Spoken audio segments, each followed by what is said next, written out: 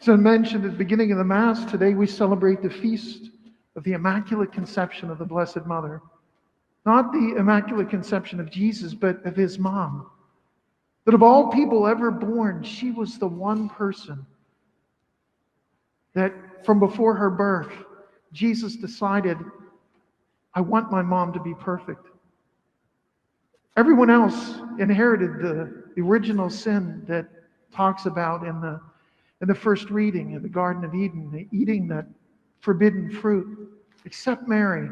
There's a word in the prayers you'll hear me say, the preface prayer. It calls it prevenient grace. God intervened pre his resurrection and his death, that she would be perfect. How do we know that? Well, in 1854, shortly before our own Civil War, the Pope proclaimed it as a formal doctrine of the Church.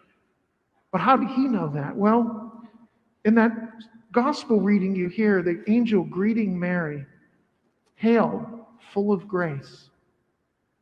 It's a strange word in Greek, keratomene, which it's unique.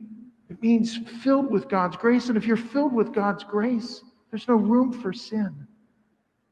When Mary heard that word, she was set back. Why would you greet me in that way? Who am I that you would greet me with such words? And the angel said, do not be afraid, Mary. It's kind of intimidating when someone calls you holy. It's like, well, that's something I aspire to, but we all should aspire to. We all should aspire to be saints, but to be called holy is, if you think about it, that's something that's hard to imagine. When I was in seminary, my first semester, there was a few Nigerian students that I was friendly with, and one of them, every time he would see me, his name was Charles, he would say, "Oh, most holy one, how are you?" And I would laugh at first, but then after that, I said, stop that. It makes me uncomfortable. Well, what is just the way we greet people in our seminary? I said, well, greet me by saying hello. He kept doing it. Finally, I went to one of his friends and I said, I need you to teach me how to say this in Igbo. So the next time I saw him, he said, "Oh, most holy one, how are you?" And I said, "Ani diaso, how are you?" And he went, "Who taught you that? It was my friend Chidi, wasn't it?"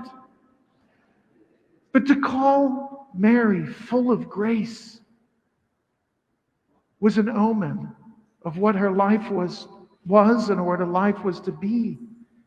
If you think about it, if Jesus could pick any person who was ever born throughout the world, through all of eternity, he could pick one person. Wouldn't he want to be perfect?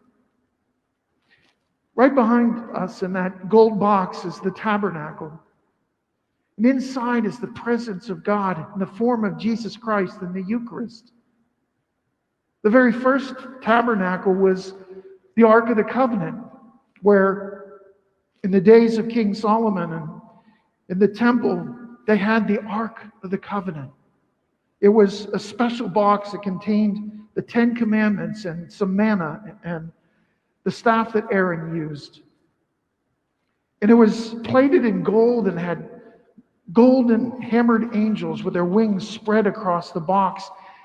And when they had that Ark of the Covenant, as they traveled through Egypt, or away from Egypt on the way to the Promised Land, they would set up a tent. And there were 3 places. There was a greeting place, then there was the holy place where the priest offered sacrifice. And then there was a curtain, and in behind that curtain was what was called the Holy of Holies, the holiest place on earth, where that Ark of the Covenant sat. And at times, God would descend upon that temple and fill that space with a cloud of holiness called the Shekinah glory. No one dared enter the temple when he did that.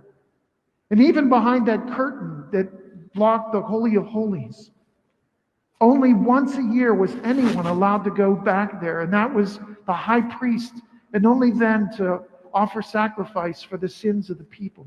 Once a year on the Day of Atonement. Our tabernacle here was prefigured by that Ark of the Covenant. Now, if that tabernacle were empty and the church were empty for a couple of years and there were cobwebs in there and and spider webs and all kinds of things in there. Would you put the Eucharist in there? No. You'd clean it out first and sanitize it and make sure it was perfect. Make sure all the linens were perfect. The little curtain in there is perfect. And then you'd put it in there. Well, if you think about it, our Blessed Mother was a tabernacle.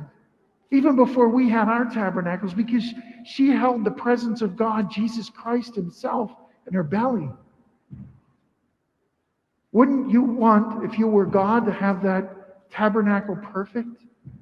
That's what we celebrate today. That she was the best of all of the human beings. Of all the human race, she's the one we aspire to be like her, to be holy. And why do we care? Well, because we pray to her and ask her to carry our prayers in a mother's gentle hands to the Father. Today, this Mass is celebrated for Father Mac, our former pastor, and his mom, Alice McCaffrey, God rest her, that she passed away. Do you think if Father Mac, who loved his mom, do you think if she went to him and say, Joe, I need you to do something for me. I need you to go to my friend's house on the other side of Pittsburgh and bless their house. Or I need you to go there and do this baptism. Do you think he would ever say no? The same way, do you think Jesus is going to say no to his Blessed Mother if we pray and ask her to carry our prayers to him? That's why we revere the Blessed Mother. We don't worship her. We just honor her as the Mother of God. And today we recognize that she was a tabernacle. And in a few moments, we'll have the opportunity to receive Jesus Christ ourselves, and he will be in our belly, which makes us tabernacles as well.